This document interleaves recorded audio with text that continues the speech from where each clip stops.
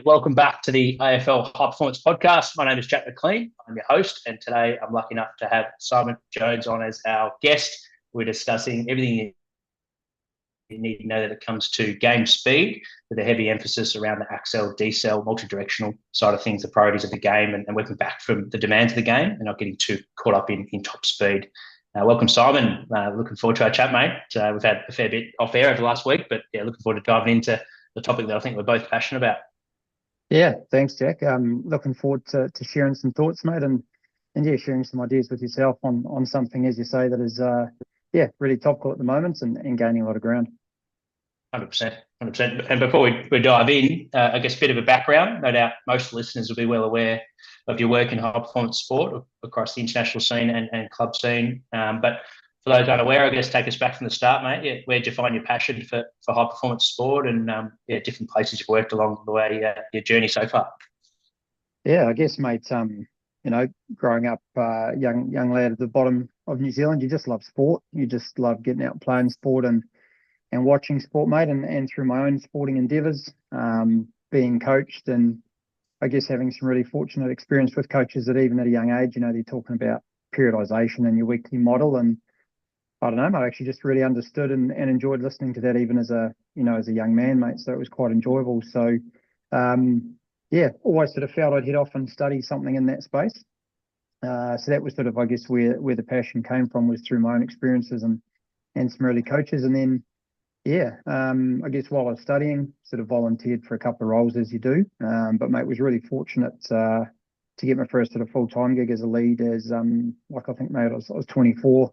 I was actually pretty unsuccessfully trying to make a rugby squad, and the bones were a bit chalky, mate, and kept sort of breaking down. And then, the trainer left for personal reasons pretty abruptly just prior to season. So, mate, next minute I was sort of the only guy about sort of in that region that sort of may have some experience. So it was meant to be sort of a 1 year gig till they found someone else. Ended up sort of being 4.5 years, and that was at a local rugby side, mate, Southern Stags, which back then was sort of you'd say almost not fully professional, but guys were making a living from it back then. So yeah, that was fortunate. And then from there, that sort of kicked off, mate, sort of what's since been a 20-year career really. So enjoyed that time, mate. 4.5 years there. Did a couple of cracks with the junior All Blacks for a couple of junior World Cups. It was a really great experience for a young coach to go and experience different head coaches, work with different physios, different doctors, etc. At a really young age. So I was really fortunate to get into that. Took a little bit of an OE as young Kiwis do, mate. Sort of took a year out, travelled the world, lived in London, but sort of got a call to go back and work for High Performance Sport New Zealand, which is similar to your AEST or your UK Sports Authority, whatever it might be. So working with different carded athletes that are inside that funded system. So ended up working there for sort of 4 years or so, 4.5 years, and had a really high interest in netball. Actually got put into netball. May come up later in our topic, mate, but didn't really know a lot about the sport going in, but really unique strength profile for that sport, where not a lot of sports you stop when you get the ball, so really really heavy sort of deceleration ability in that sport, but also really different strength profile.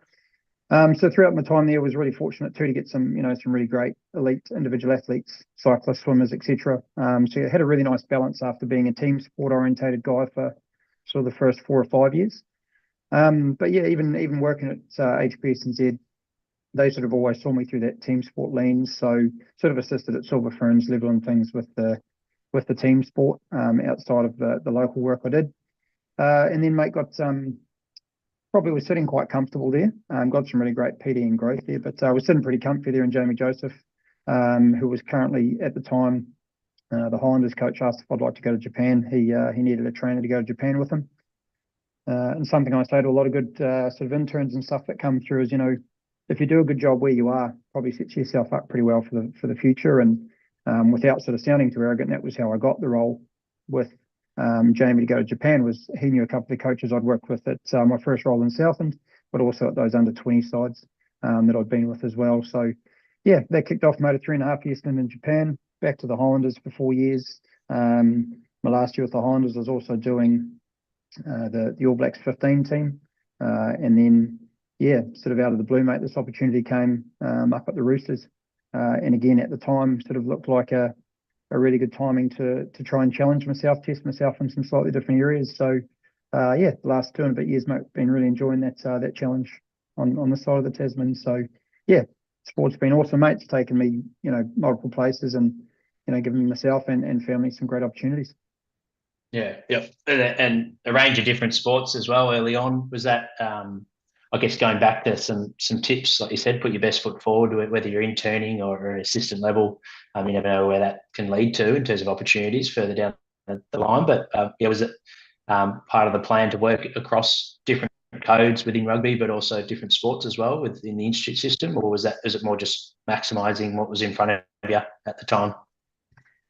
Yeah, I don't know if I had it mapped out as such, Jack, to sort of try and get different sports. It was just, opportunities that presented. That was where the employment came. But working with elites, track sprinters and cycling, an incredibly power orientated sport where, early on that was a real passion of mine. And, that specificity of trying to, gain hundreds of thousands of seconds, on something that is so replicable that if you can increase the wattage off the bike, there is a massive transfer on the bike if they have the, obviously the bike skills. So, doing something like that, but dealing with a golfer, a trampolinist, an individual medley swimmer, just appreciating, mate, the differences and having to coach differently, come up with different things like, looking at ways to increase rotational mobility and club head speed for a golfer, and then you bring back that rotational idea to all your other sports. I mentioned the netball stuff there. High sort of ACL incidents in netball. So when I was a young fella, you sort of quickly upskill yourself in ACL prevention, but then you realize actually this is just amazing landing mechanics and low-level plyometrics to explosive plyometrics. And it's really just what I'd determine, really great athletic training. At the time you think it's injury prevention, but obviously the tangible benefits, but then the performance lens really changes. So I think, mate, no, it was just making the most of all those opportunities. But throughout each one, obviously, you're there for the athlete, and you're trying to get the very best for your athlete. So I think if you're doing that in the right space, mate, and doing it with some energy and passion, you're probably setting yourself up pretty well.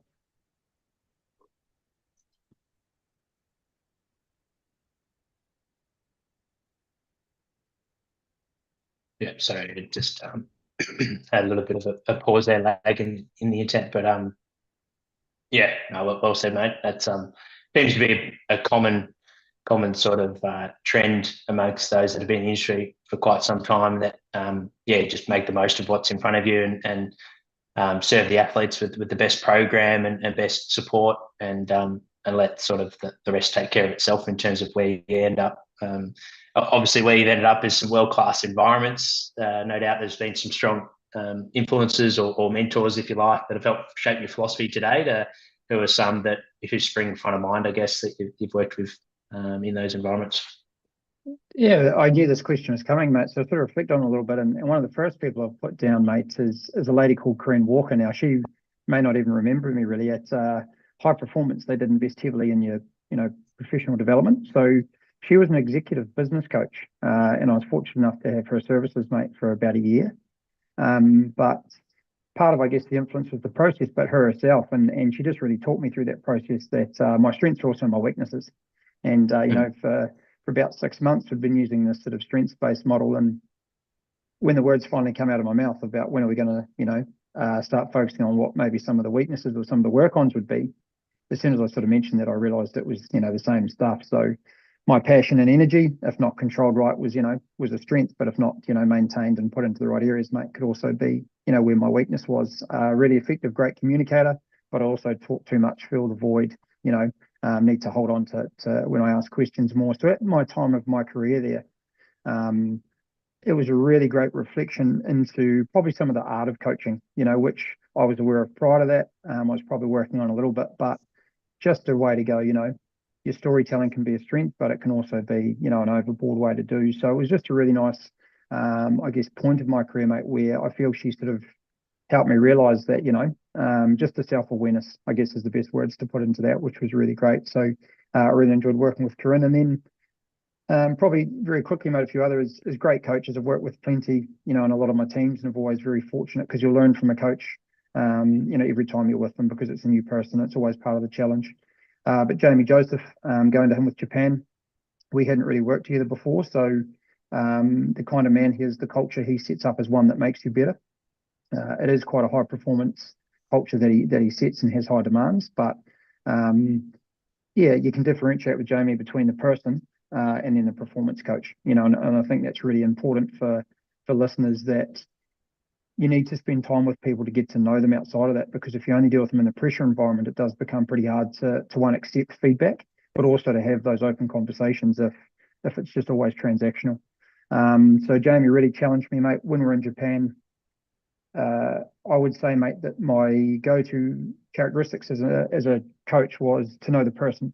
And, it was more around a lot of the people skills, and I was a good motivator and trained there. My default behavior around my really accurate record keeping, my data collection, that was something that I'd always had to really work on. So going to Japan, you can't speak their language, not effectively enough like you normally would to create that same banter. So early on, it was my body language, my energy and enthusiasm, that's universal. So that didn't waver. But at the end of the first year and a half, we hadn't really succeeded much. And he challenged me a lot around what's your data showing you, and what can you see there. And in all honesty, mate, it wasn't up to scratch. So I really enjoyed working with him in terms of, it was a really nice time from the stuff I was talking about with Corinne, to sort of 3 or 4 years later get this flip to the other way, where a lot of the stuff I'd been dealing with her around the art of coaching.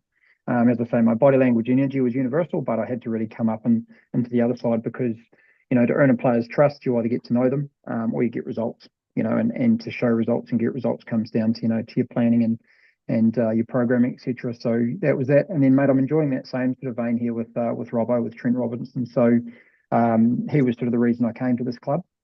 I wasn't necessarily looking to come to the NRL specifically.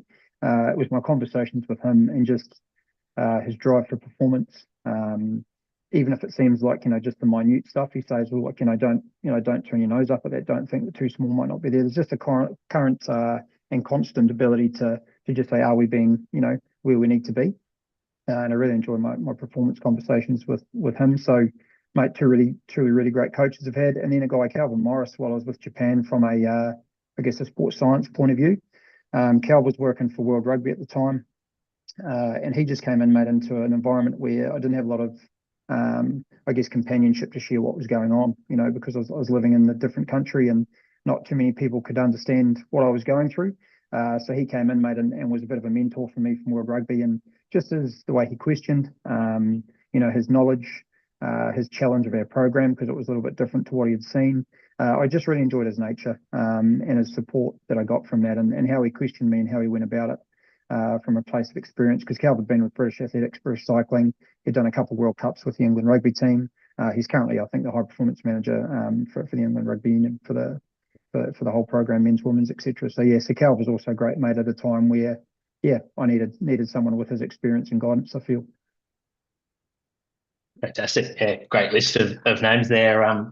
You mentioned already in terms of being challenged and working with those that I guess are willing to do that and challenge you to be at your best, and equally, no doubt you're doing that on return and allowing people to grow around you. In that, there can come some pretty big challenges and no doubt moments where I guess our biggest learnings that come from those challenges, and whether they're looked at as mistakes or just areas where we can grow and get better. What have been some big ones that you've had over your career where you've learned the most or grown from living through those experiences?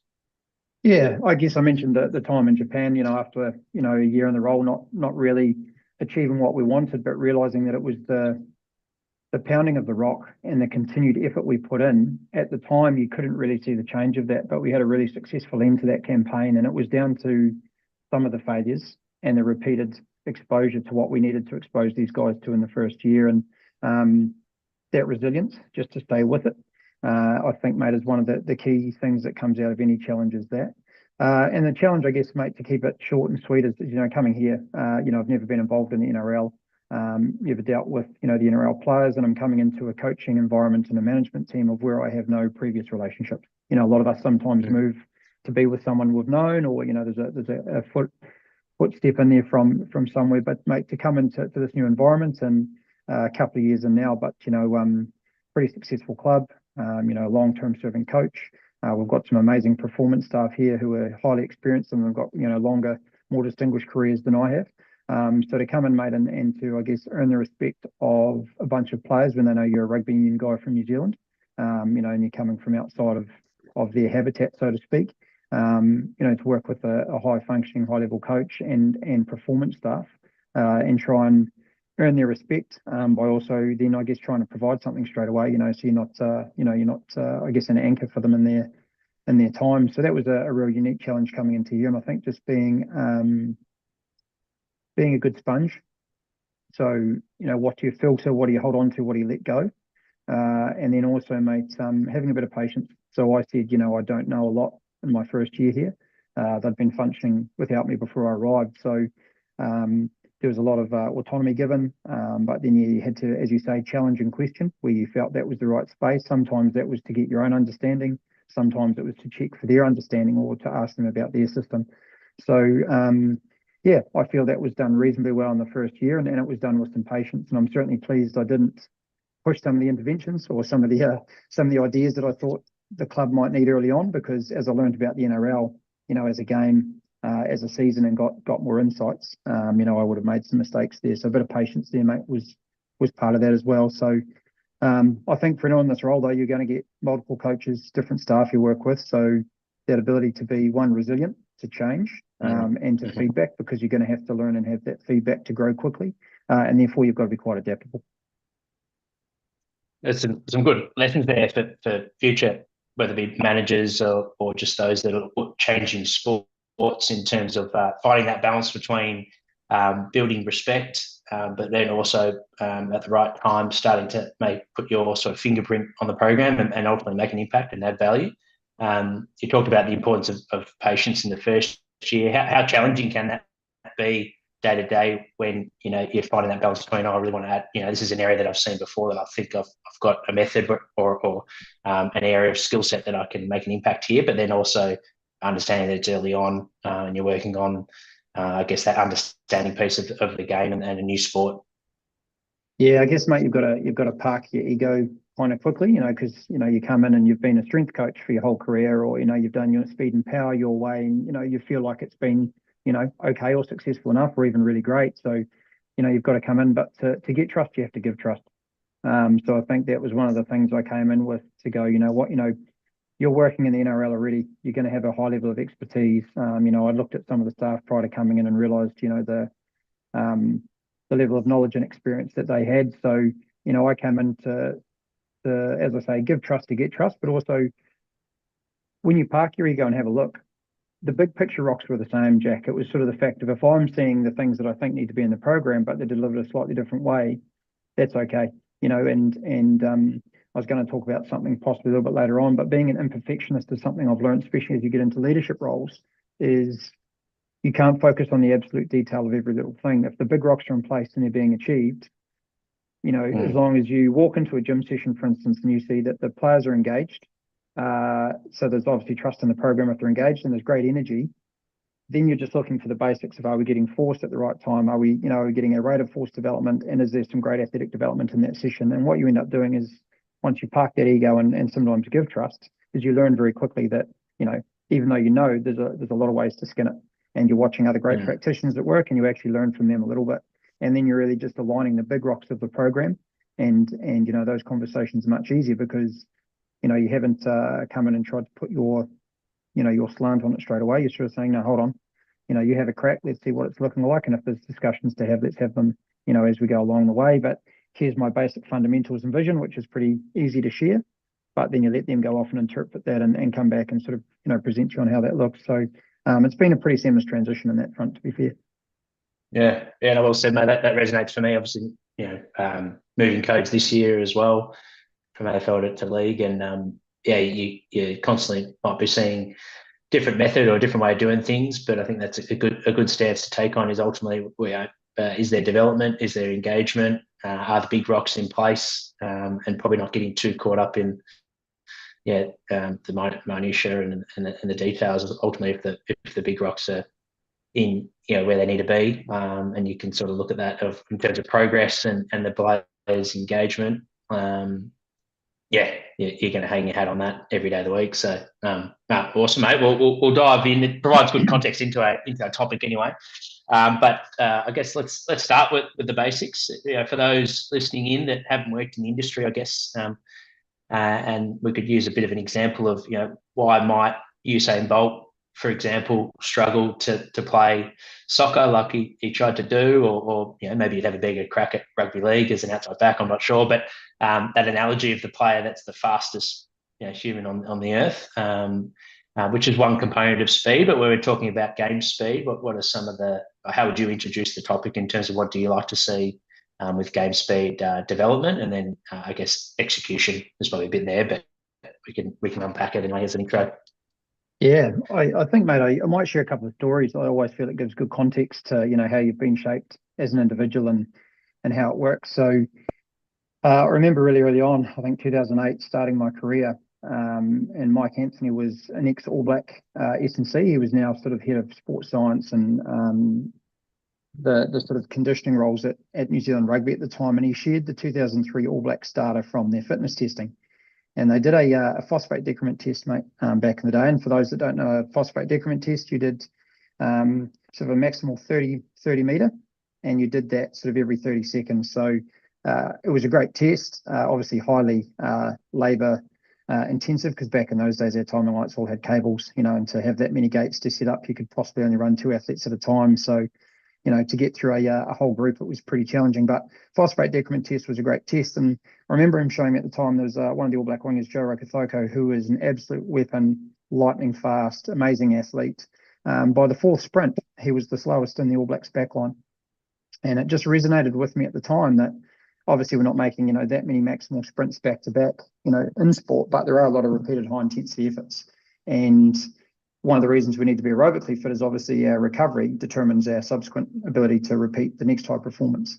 But it just really resonated with me that a couple of the guys that had the best average across those whole 10 sprints, they were sort of not in the top 5 or 6 fastest guys in that team.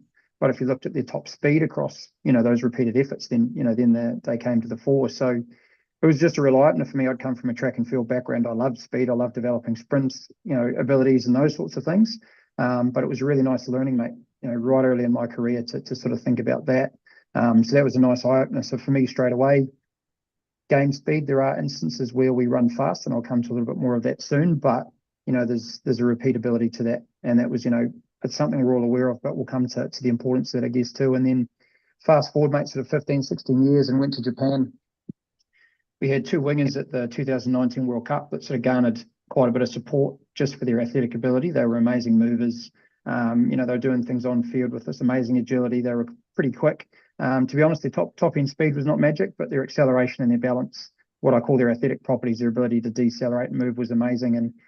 And I got quizzed by a few media outlets in the UK, because we'd had some success against some of the top UK teams around how are you developing these guys and what have you done? They're amazing movers. What's your speed program? And I sort of said, look, I did very little. John Pryor had been with Japan prior to I'd been there. A lot of people know his history. He's adapted a lot of the Bosch works to field sport. So these guys obviously had their own genetic abilities. That had someone like a JP be with them, who probably showed them a lot of this athletic style property and probably helped there. But they were both, mate, sub-16 yo-yo testers when we arrived. And when we arrived, both had sort of quite high tissue rates with their club teams, and then when they came in with us. So the short part of that, mate, was how they expressed themselves at that World Cup was they were amazing, beautiful movers that didn't have out-and-out top-end pace, but their acceleration, deceleration ability, was game-specific, caught the attention of, some world press. But it was their ability to do it multiple times throughout a game and throughout a tournament, because they were resilient and didn't get injured. And a lot of that, I think, came back, mate, to some of the basics of improve their condition. Got them both up to, one was 18.5, which is probably still low for an international winger. The other guy got up to mid-19s in the yo-yo. But, from where they were, sort of, mid-15s, low 16s early, there's a lot of work put in by them to get to there, and it just allowed them to express their game speed, their true game speed more often, which is cool. And then, yeah, if you bring it to your real world, if I talk specifically about the NRL and my team here, because you're always wanting to develop your own game speed with, apples with apples. We shouldn't be looking at other cross codes and things, because ultimately it's where we are. So, what's the actual speed versus occurrence and what you're doing? That should be one of the first things you're looking at. And then how does that play out throughout your season? What does that look like? So, we played 27 rounds, 25 games there. And those 25 games, our highest occurrence for a player above 90% sprints throughout that season was 20. So that's not even averaging one a game. One sprint over 90%, one maximum exertion over 90% a game. And he was our top exposure by quite a bit. Our second goal was only 15 or 16. And the majority of the players, we only had 2/3 of our squad actually hit above 90% in match play. So obviously that's positionally dependent. And, in the NRL, you're going to have some guys that's not, obviously not their game skill. But if you start talking about maximal speed development, and I've only sort of got 2/3 of the squad actually getting over 90% in a game, you should be looking at those determinants of what is game speed straight away rather than maybe max velocity. And then within that same person who was that, like, he's a highly agile and effective player, lots of tackle busts, lots of tackle breaks, plays a lot in the open field. He had 370 odd high intensity accelerations and deceleration instances throughout those same 25 games.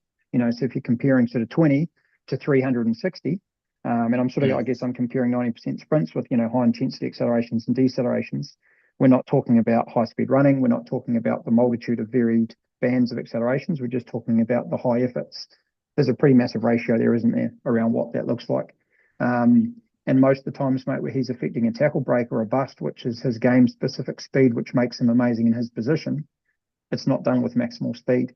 To this one particular player, if I go back to the first example, however, he's also so effective, throughout the whole game, and looks like he's fast, but it's his condition that maintains that for him as well. Like, this particular guy, mate, sort of a 9.192, meters per second max sprinter. He's not one of the guys that's rapping and getting over 10, but yet as an outside back, mate, hugely successful season, leading tackle busts and things like that. And it's to do with his game speed, his ability to decelerate. And I know that's a question you were going to head to, but his breakdown was about 130 accelerations to sort of 245 decelerations, intensity there. So he is our highest, but he's also what I call our 360-degree style athlete. Like, he is a very agile athlete. Not everyone's ratio is that. If you take your middles, especially, your props, which you're carrying up, they're probably, 60-40 in terms of accelerations to decelerations, maybe in terms of your high level ones, because obviously there's contact and stuff involved in there. But I think, mate, if that gives you a bit of a summary of some stories, there is, there's that repeatability that was learned really early on. There's the athletic potential, but the athletic potential is only limited if there's not, again, a bit to do it in the background. But then also, what is your sport context and what does that look like? Yeah, that's great. That's fantastic. Great insight into both the data and the story that tells in terms of working back from the game demands, which is ultimately what game speed's all about. But then some good evolution in terms of this sort of stuff's been around for a while in terms of respecting the repeatability in world-class teams and teams that are very successful at the top level. What's some of your favourite sort of strategies or methods to go about developing that? We're going into obviously pre-season mode. I guess from a fundamentals point of view, what is pre-Christmas like for you from a Big Rock's point of view, and then the new year leading up to trial games, and then we can go into season if you like. But yeah, I think that it's important to get out there from the start. Like, I value speed, and speed exposure and speed training is incredibly important.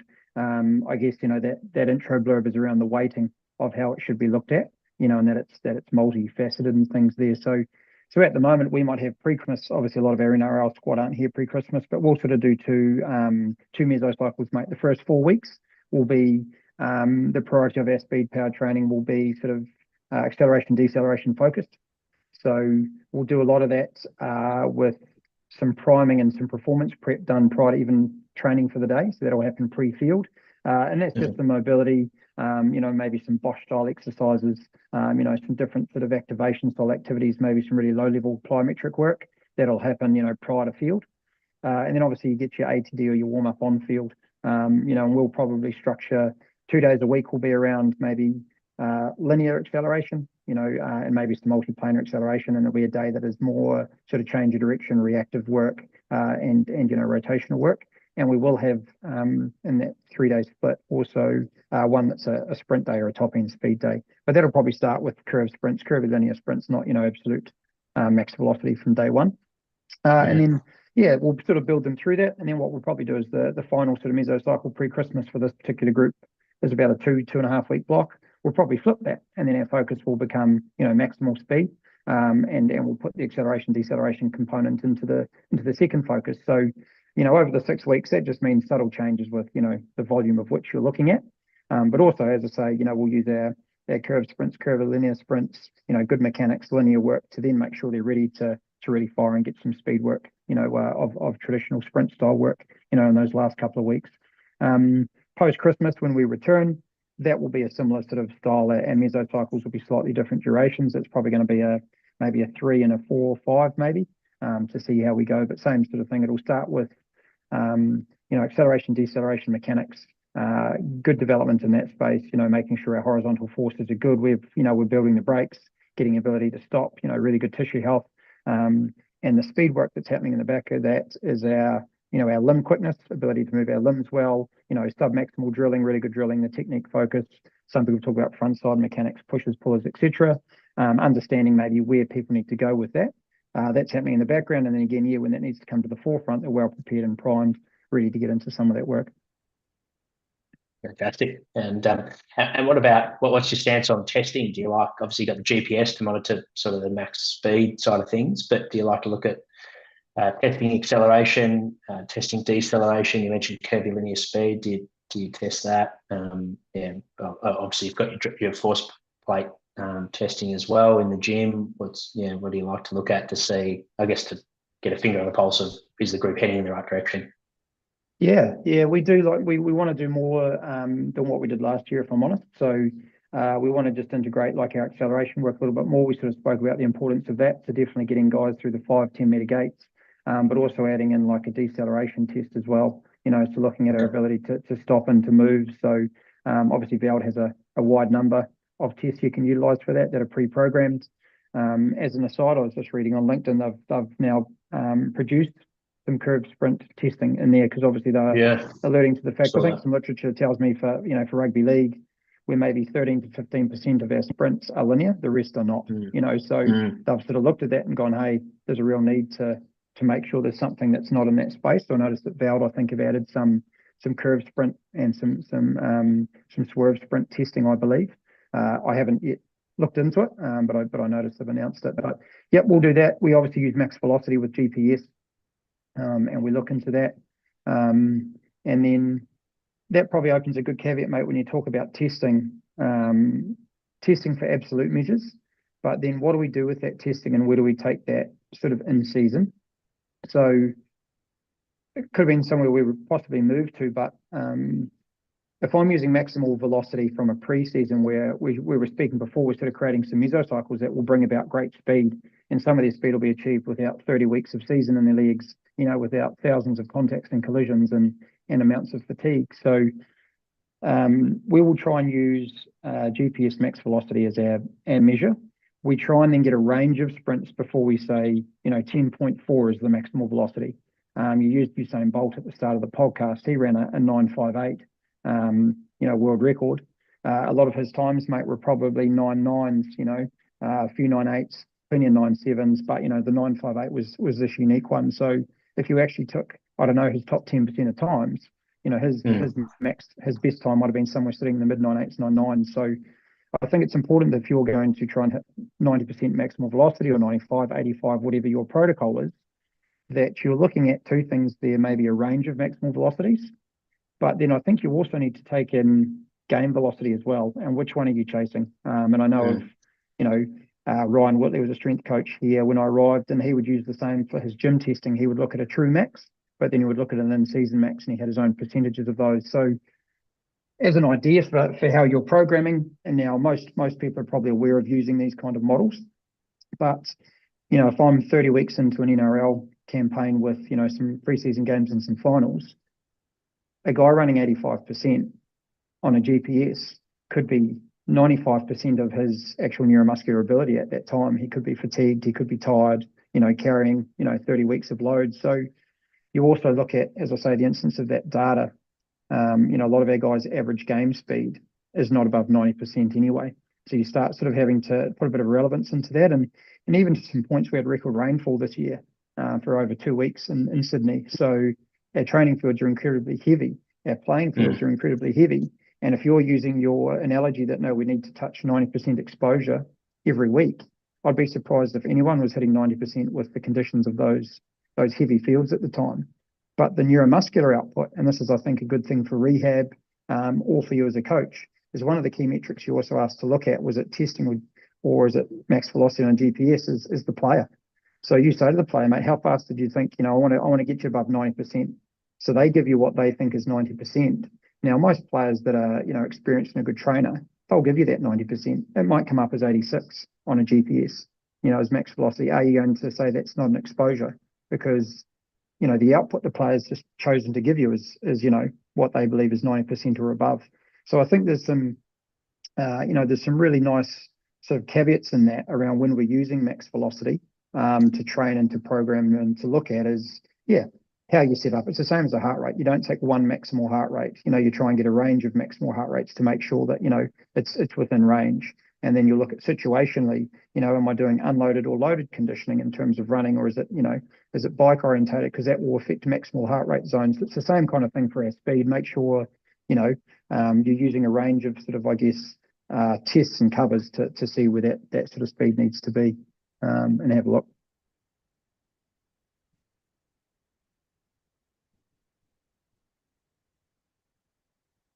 Victor's sent through a question on YouTube, Simon. How do you build the deceleration for long-term development for male and female athletes to play multiple sports? So I'm assuming that's sort of our youth development population. Yep. I think you can start, you know, low level, low amplitude landing mechanics really early on. And I still think now, if I use my netball analogy, netball where the whole game is just extensive deceleration and plyometrics. They are jumping, stopping, cutting, and landing, you know, and it's just such an extensive sport that you couldn't actually always use more high level, you know, forceful, you know, style plyometrics because it was just equaling overload. So we actually did, you know, a lot of really good low amplitude, really high technique orientated work to do that. So if I was starting male or female athlete of any age, like we still use low amplitude, like I mentioned, pre-game or pre-trainings, you know, to trigger some good areas, make sure we've got good habits. As I would start rotational, multiplanar, linear sort of jumps and lands, both bilateral and unilateral, at areas of where they're just learning to control their own body weight submaximally, but with good mechanics. So is there good joint coupling? You know, is there that just means, you know, am I not just being knee or quad dominant? You know, is my hip assisting my knee and vice versa? You know, what's my ability to propel through the ankle complex and also load? Am I learning to absorb force before hitting the ground? Am I getting in good positions? What's my trunk angle, my torso lean? All those sort of things that can be taught, you know, without a weights room, can be done, you know, on the pitch, you know, on a gymnasium floor, whatever it might be. I'd be starting there because, to be fair, even taking ACL rehab, you know, you're doing exactly that same stuff. You want to make sure your patterning is correct. You know, your joint firing, neuromuscular coupling, etc., is all, you know, at the level it needs to be. So I would do that, and to be fair, I'd never lose it. I still feel that's a way that we've primed our team. Touch wood, we had a last couple of years quite a low soft tissue injury rate, and I think a big part of that is a lot of the drilling, the low amplitude work we're putting in, and just not getting bored of the basics. So you'll see if you come to watch our warm up, as you know, as a coach, we're always pressed for warm up time. You know, a warm up can't take up 30% of a rugby session. Sometimes we're that lucky to get it, but I mean, ultimately we are footy players, so you have to obviously prioritise footy in everything that we do. But in our warm ups, there's a few things that we just never neglect, and some of that is, you know, is the drilling and the deceleration work, whether it be linear, lateral, rotational, and making sure that's primed prior to them getting into session.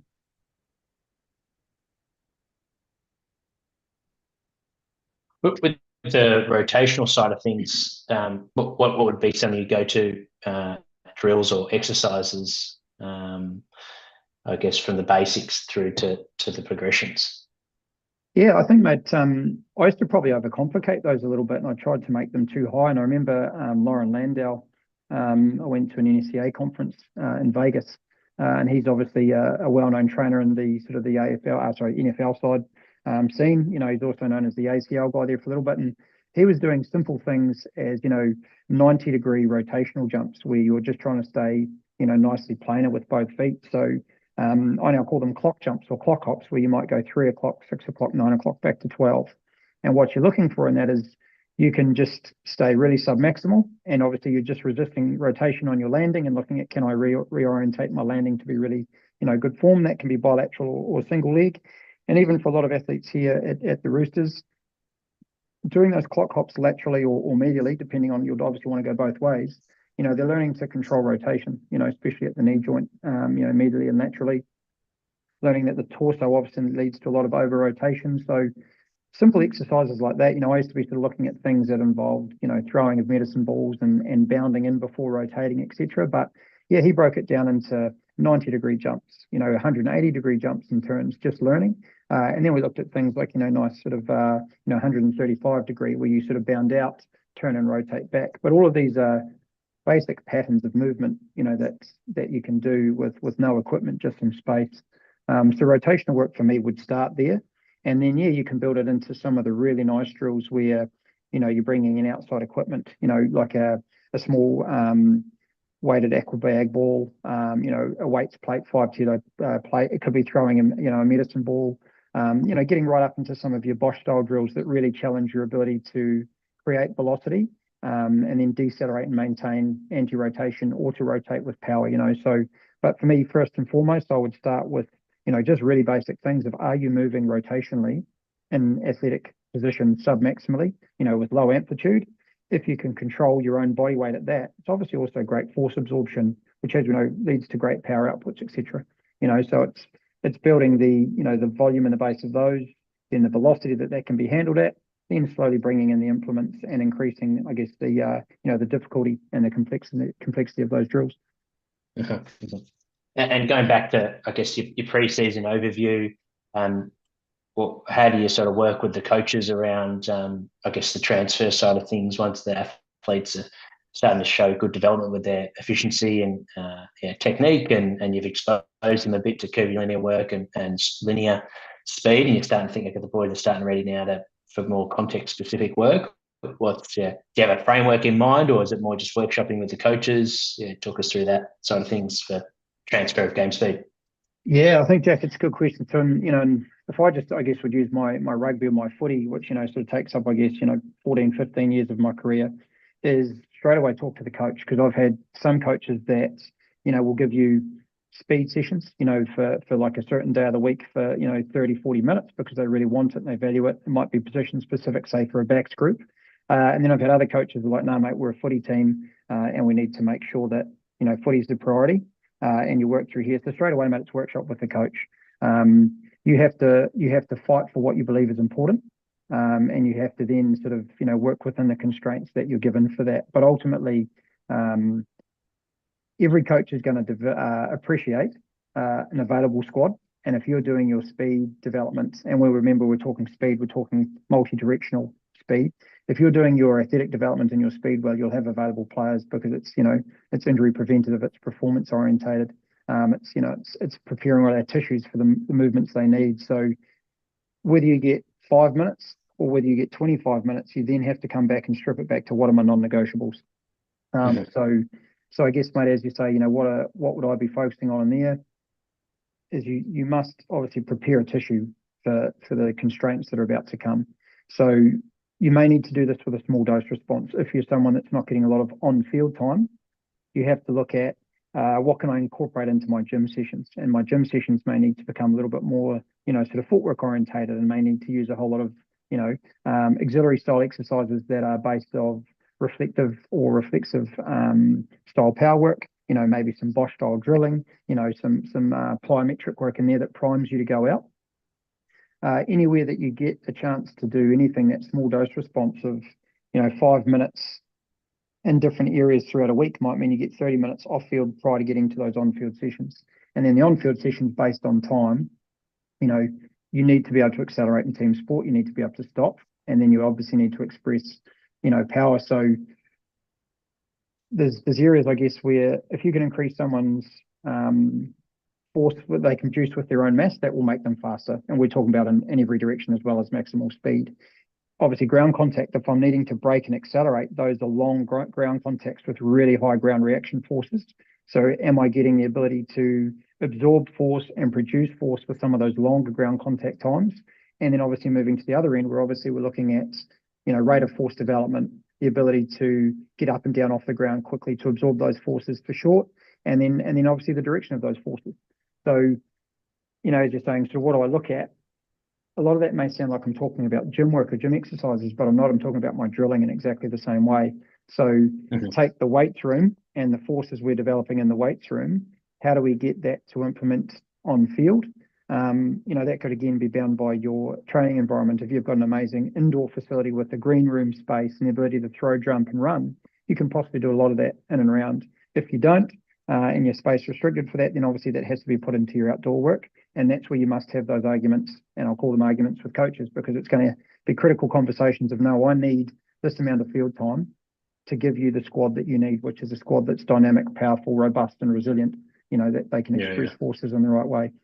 And I know, Matt, I didn't really, suggest specific drilling, but it's the fundamentals of those things that you're looking to do, like, increase someone's ability to produce force for their own mass in multiple directions, and then, ground contact time. Because sometimes we want longer ground contact times, we need to develop longer ground contact times dependent on, on what aspect we're looking at. Yeah. And do you like to split positionally during these speed development blocks when the head coach is on board with giving the time that you need, the optimal time, I guess, to get the work in? Do you do forwards or the middles and then edges in two different groups? And if so, what's the group that's not with you doing during that time frame? Are they starting the day later, or are they perhaps with the coaches doing some craft? What does that look like? Yeah, we split it a few ways, Jack. So at the moment, we would all do that sort of performance preparation together, just in 3 different groups, and we'll just roll through that. It might only be a 15-minute window. It's not hugely taxing on the day, but it's often something that when we've implemented really well into programs, it's something that the coaches go straight away. Actually, I really value that. You can keep that in your system. If it's done well and you make the most of it, it's done really well. And that's probably an error I've made previously, is sometimes you might only go 50-60% of what you want it to do because you don't want to drop too much on the players. You don't want it to look too new, but then you'll undersell it to the player and also to the coach watching. And I've had this happen before, where they go, mate, that didn't blow my hair back, so I can't give you that time if that's how you're going to waste it. So a little learning that I've had is, if I know I'm only getting 5 minutes or I'm getting 50 minutes, make it be what it should be, and sell what it needs to be within that time. So then obviously, we're so time poor in elite performance and elite sports, especially in concurrent models. We're all trying to rob from each other, and that's the key thing, is we're a concurrent sport. So for me, it would be that we split backs. Sometimes it's middles and edges, and sometimes it's backs forwards, depending on our day. So sometimes our skill work that we'll start with is like some kick catch. So our edges will often join that because they're clearly out, sometimes taking some of our attacking kicks, etc. So we do that at the same time. So we split. I'll take a group, and Pat Lane, who's our head strength conditioning coach, really experienced here in this club and rugby league, he takes the other group.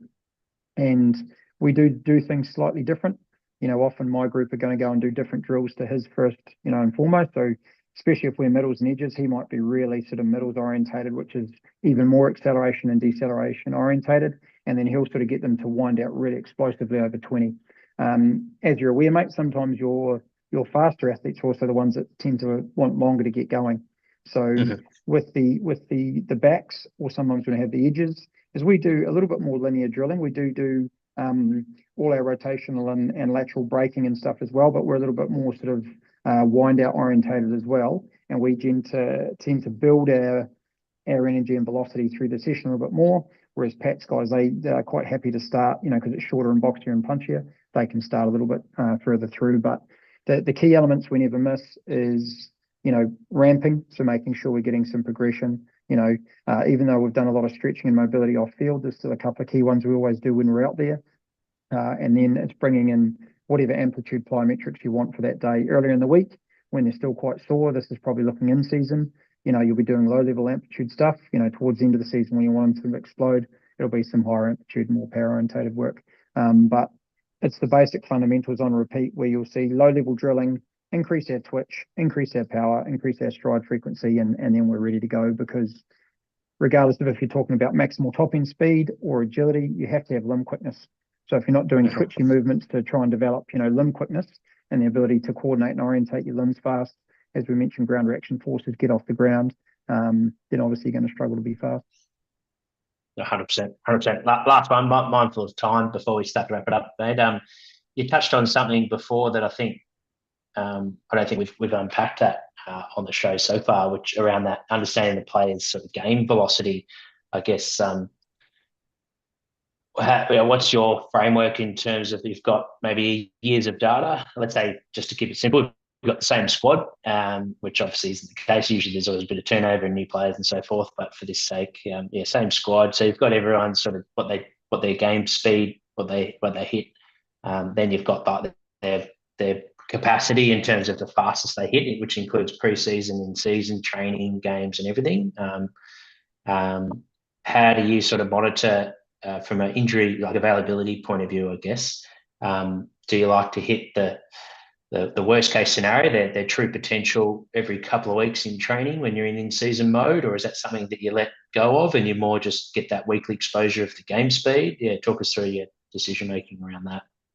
Yeah, I've been in obviously multiple environments where you've had different abilities to look at. So my previous model, working in rugby union, is we would have a speed session in our week. Most of the time, we had no issue, and that was usually sort of in rugby league terms a D4. So 2 or 3 days post game. We generally wouldn't have too much of an issue of guys giving me an over 90% wind out. If they hadn't, for whatever reason, for the 4 years at the Highlanders, at the end of our game day -2 or our D2, the guys would come over while they're hot at the end of training, and if they hadn't sort of had over 90%, they knew that they'd just do a wind out post training. They'd do 2 sort of nice gradual 50-meter builds. They were known to be an easy build. It wasn't a maximal sprint. It was just build to your over 90%. And what was really interesting was because the guys were doing it in a relaxed nature, on their own, quite often they'd actually get pretty close to max or hit max anyway, because it was in a relaxed nature. They weren't sort of tight and and trying to over express that force. And as we know, part of being fast is being able to be relaxed. So that was how we did it, and we did try and hit that every week. If someone hadn't hit it for a week, I would quickly start looking at some of those factors I mentioned before. What training pitches have we been on? What's their injury history, back tightness, wellness scores, etc. Because again, if they believe they've given you 90% and they've hit 85, 86, I'd probably still be okay with that if it's a one-off instance, because as I mentioned, there's so many other factors determine how fast I can run. So straight away you've got to go common sense first. What other factors may be meaning this guy's 5% slower than normal? Is his game load incredibly high and he's played, the last 10 games, he's played 4 minutes. He's just carrying fatigue. So the fact he's running at 85%, there could be more of a neuromuscular output for that 95% than him running at 92% when he's fresh, because of the amount of fatigue he's carrying in his legs and, everything else that's there. So that's one thing I would look at in our current model. How do we achieve it? We do try and highlight weeks, Jack, where we go, hey, that's a good week after either a long weekend, we've given them an extended break. Maybe we're training in one of our bye weeks. We do look at times where we have more training time to say to coach, hey, coach, can we please take 30 minutes on this day? We need to make sure we get a little bit more of a pure exposure again, just as as an oversell of that top up.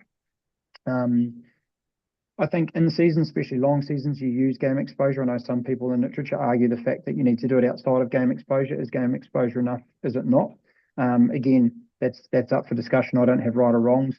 This year I've used game exposure a lot for our guys. It seems to be where they're most likely there. And with a lot of short turnarounds in your week, you actually don't have time for some of the players with the fatigue they're carrying or how they're feeling. If you're only having that one field session after, say, a lighter start to the week, some of them don't feel ready to go there. As long as they're feeling ready to go in their warm-up, which all of them are, they're ready to express that power in the warm-up, that speed in the warm-up, you've got them to where they need to be. You mentioned counter movement jump earlier. We do ISO 30 on the valve. We do counter movement jump, of which we're looking at watts per kilo is our force expression, but obviously in the background we're looking at velocity, time to peak velocity, in terms of ACL prevention, but also I believe how an athlete's trending, as I was looking at peak eccentric force expressed as newtons per kilo, and that was something I was tracking because we'd had an injury history, and obviously that braking complex is important for me. So if I see people struggling to obviously apply the brakes in a simple counter movement jump, that puts a few flags out there for me to go and look at. If someone's grip strength is down, or we're seeing some of our other neuromuscular markers are down, obviously, mate, we also look at that too, in terms of, there's probably some relevance to their tests. But ultimately, we do try and make sure everyone is about there. With that, some people say it's every week, some people say it's within a 14-day window. What's working for you in your environment, Jack, and what's working with your data? That's what I ask a lot of coaches. And if you're having a very low incidence of injury, having good speed expression, and you're doing it every 14 days, then that's working for you. If you're a code that doesn't have as much contact, and you can afford to get people sprinting each week, then that could be the way that it works for your environment. But there's a bit of horses for courses, I believe in that. Yeah, it's sort of goes back to the very start, mate. To sort of get trust, you've got to give trust. And it sounds like with your players, you value their insight and their intuition, and I think that makes a lot of sense in terms of the objective side of things and being data informed, but also backing your athletes in, which is probably the best data we can get is their insight. So great way to wrap it up. Is there anything we haven't touched on, mate? I've got a couple of pages of notes, and there's been plenty of detail and a fair insight. I appreciate your open and honesty with it all, mate. But anything that we haven't touched on that you want to share before the last couple of questions we'll wrap it up off topic? No, I don't think so, mate. Ultimately, this is an AFL podcast, but obviously there's a lot of, cross-code work here. For me, it's just, a summation of what we've spoken about. Consider decel as a component of speed, I think is what we see. The best movers on a field are the best stoppers and best movers. If you're looking at someone that's got amazing agility, it's because they can stop well, so I think that's important. And then, we're not trained to be sprint coaches.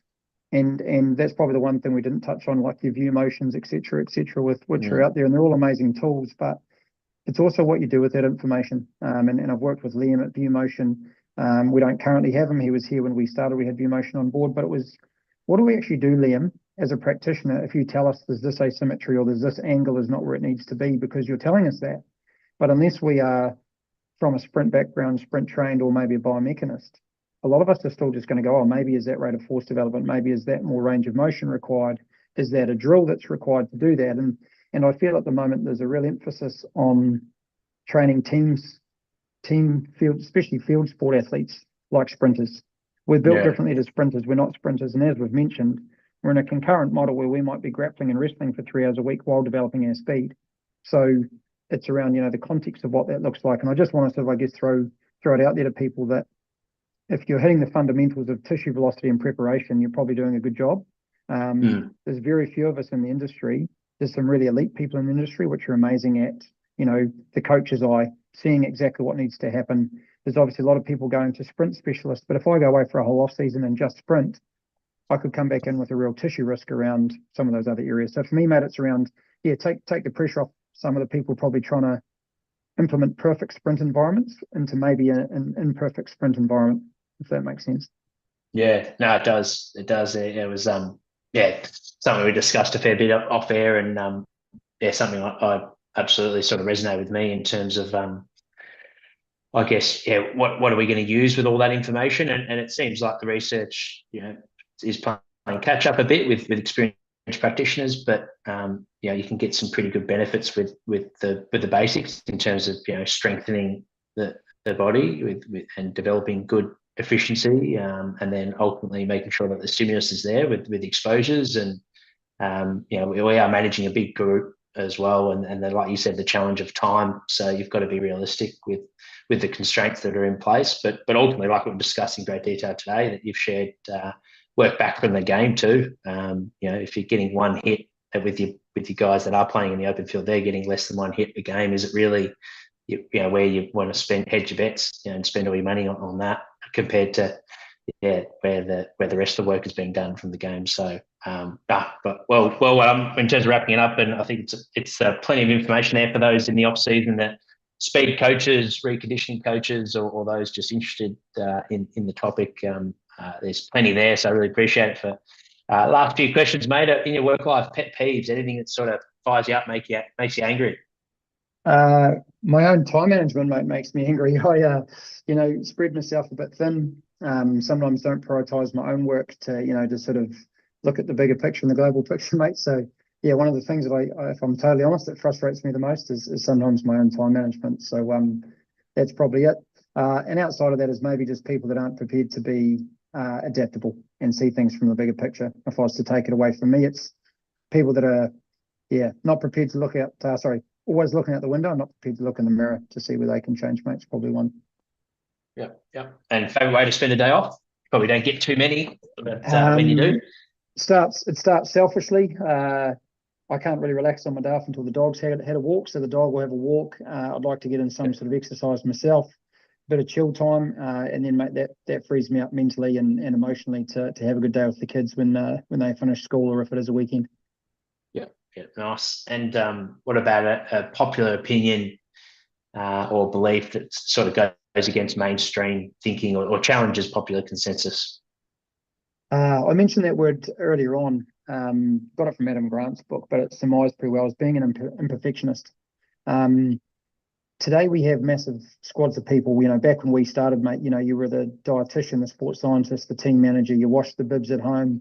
You did a lot, so you learned to value what was important. And sometimes it meant that you couldn't deliver the perfect, academic model, or you had to be a reductionist with some of your programming to fit everything in. So sometimes, mate, I think there's a place to be an imperfectionist, but I know there's a lot of people out there that would argue the difference, that you have to be really elite, and you should be massively elite in everything you're doing. But there's times for both, I believe. Yeah. And what about obviously the recording middle of October of 2025? What's on the horizon, mate? What are you most excited about, whether it be the rest of this year, or if you want to cast into 2026? It's this preseason, really. First year as a sponge, second year, as a group, we've made some small adaptations. Really excited by what we can do with this team this preseason. We've had a couple of great preseasons, but, mate, it's growing on that, implementing our learnings, and then ultimately, mate, trying to achieve the same thing we've achieved the last couple of years, that we've got an available and resilient squad for the coaches to hopefully win a premiership. Yeah, fantastic. Yeah, well, thank you again, Simon. Really appreciate you jumping on and sharing with us your experiences in high performance sport, but also diving into a topic that I think is valuable for anyone tuning in that wants to work in the sport, or is currently, whether you're an athlete or a coach. So really, appreciate you jumping on. Appreciate for everyone that's tuned in, whether it was halfway through at the end or throughout the whole live episode. If you've missed it, make sure to wind it right back to the start. There's been gems, all the way through. So you can find this on our YouTube channel until we release it on our podcast. Next live interview will be with Ryan Clayton, which will be on the 27th. So it's next Monday at 11 a.m. Australian Standard Time. So I look forward to tuning in with you guys then.